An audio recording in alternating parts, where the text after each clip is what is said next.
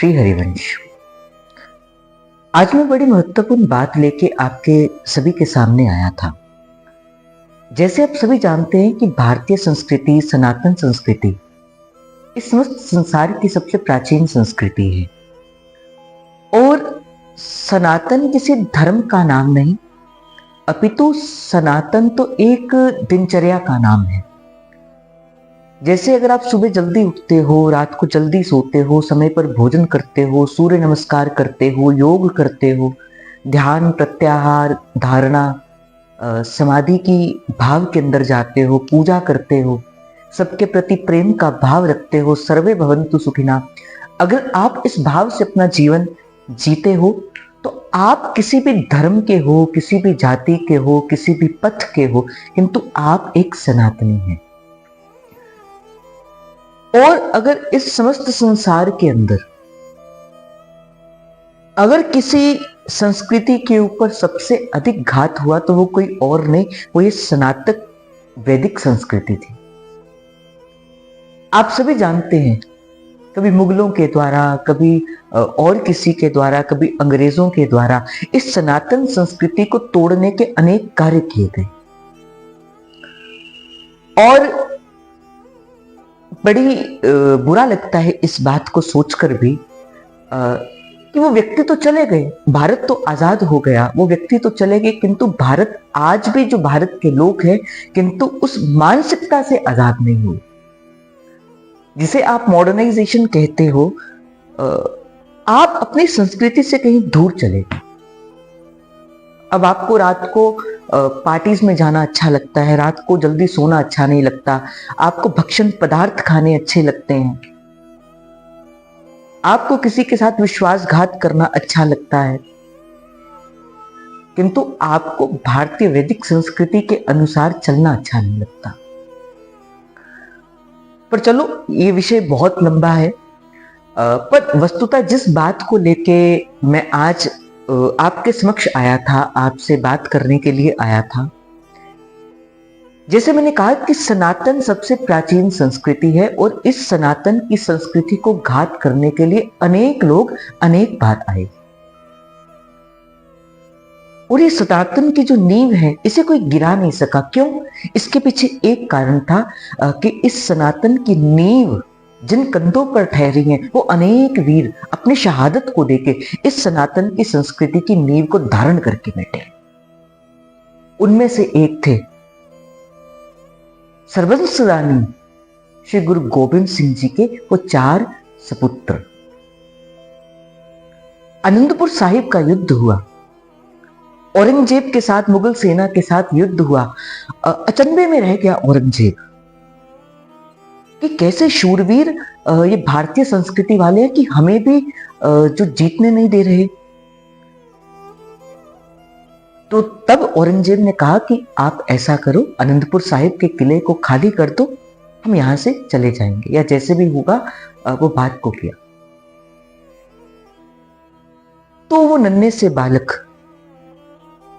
अपनी दादी के साथ, और औरंगजेब ने उनको बुलाया कहां पे?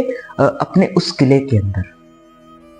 पहले अनेक प्रकार के लालच दिए गए कि आप मुस्लिम धर्म को अपना लो, आप जो चाहोगे हम आपको वो वस्तु देंगे, आप जैसी चाहोगे हम आपको वो वस्तुएं देंगे। पर धन्य है वो छोटे से बालक, वो वीर बालक, वो सनातनी बालक जो कहते हैं कि भगवान ने जिस धर्म के अंदर हमें जन्म दिया है, अगर हमारी मृत्यु होगी तो उसी धर्म के अंदर ही होगी। चलो, बुलाया गया। वो 2 नन्हे से बालक, एक साहिबजादा फतेह सिंह और एक साहिबजादा जोरावर सिंह, वो 2 भाई गए।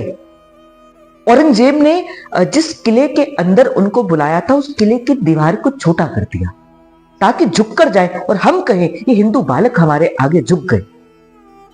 किंतु धन्य है वो बालक जो झुक कर नहीं, सबसे पहले अपने पांव सबसे पहले आगे करते हैं। वो नन्हे नन्हे पांव देखे औरंगजेब ने फिर अनेक प्रकार के लालच देने को कहा, आप ऐसा कर लीजिए, आप मुस्लिम धर्म को स्वीकार कर लीजिए, हम आपको सब वस्तुएं देंगे, आप जो चाहोगे हम आपको देंगे। और जब अनेक प्रकार के लालच देने के बाद भी नहीं माने, ये 2 सनातनी बालक ये वीर बालक, ये शूरवीर बालक। तो औरंगजेब ने कहा कि इनको जिंदा दीवार के अंदर चुनवा दिया जाए।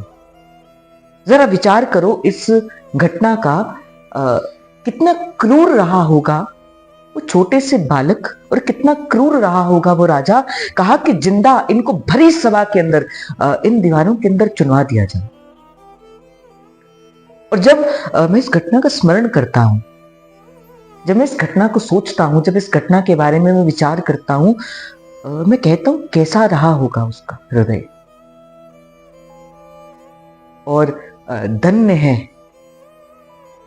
ऐसी उनको अपने पिता और माता से ऐसा प्रेम मिला होगा, ऐसे संस्कार मिले होंगे कि कहते कि कोई नहीं। दादी को कहते अपा मौत दी लाड़ी नू व्योन चले हैं, हम मौत की दुल्हनिया को लेने चले हैं। ऐसे धन्य है वो शूरवीर, ये फतेह सिंह जी और जोरावर सिंह जी। वही दिन था 25 दिसंबर, जिसे आप पता नहीं किस दिन के और रूप के अंदर भी हमारे कुछ सनातन भाई और बहन मनाते हैं। भाई ये दिन तो युवा दिवस के रूप के अंदर अगर मनाया जाए, एक शहीदी दिवस के रूप के अंदर मनाया जाए, मैं तो ये कहूंगा। और धन्य है आज भी ऐसे वो परम सिख जो इन दिनों के अंदर अपने आप को नीचे सोते हैं, क्योंकि ठंडे बुर्ज के अंदर मैया ने उस समय नीचे अपनी रातें बिताई थी।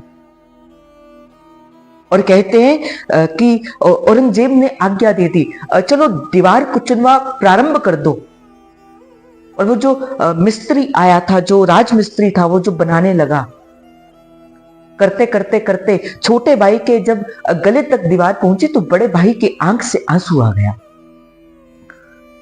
छोटे भाई ने अपने बड़े भाई से कहा, भैया आप रोते क्यों हो? क्या आप भूल गए हम किसकी संतान हैं? आप रोते क्यों हैं? क्या आप घबरा गए? क्या मेरी मृत्यु से डर गए? तो बड़े भाई ने कहा कि नहीं, मैं आपकी मृत्यु से डरा नहीं हूं।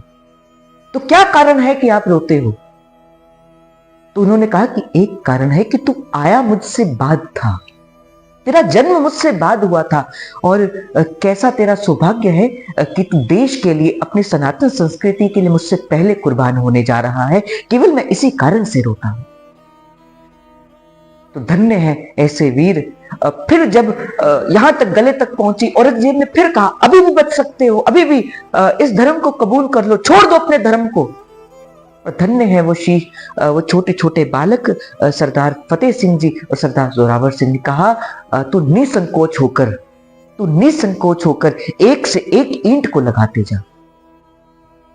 तो भाई ये जो नींव है, जिस नींव के ऊपर सनातन खड़ा है, ये छोटे छोटे बालकों की नींव आज ना होते, मैं तो मुझे कहने में कोई शर्मिंदगी नहीं लगेगी या मुझे कहने में अतिशयोक्ति नहीं होगी, ना होते आज ये गुरु साहिबान, ना होते श्री गुरु गोविंद सिंह जी, ना होते श्री गुरु तेग बहादुर जी, शायद नहीं मिलती आज ये सनातन संस्कृति। इस सनातन संस्कृति को खड़ा करने के लिए भाई इन्होंने अपने संपूर्ण जीवन का त्याग कर दिया।